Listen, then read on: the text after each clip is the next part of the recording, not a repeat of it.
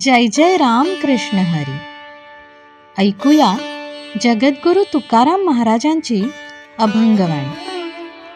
विठ्ठला सोयरा. रंगी रंगी रे श्रीरंगे, काय भुललासी पलंगी. शरीर जायाचे ठेवणे, धरीसी अभिलाषा झणे. नव्हे तुझा हा परिवार, द्रव्यदारा क्षणभंगुर. अंतकाळीचा सोयरा, तुका म्हणे विठोधरा. अरे माणसा, तू खोट्या रंगाला का भुलतोस? हे शरीर केव्हा तरी नष्ट होणार आहे, याचा तू लोभ धरू नकोस. द्रव्य, स्त्री, संतान इत्यादी सर्व क्षणभंगुर आहे.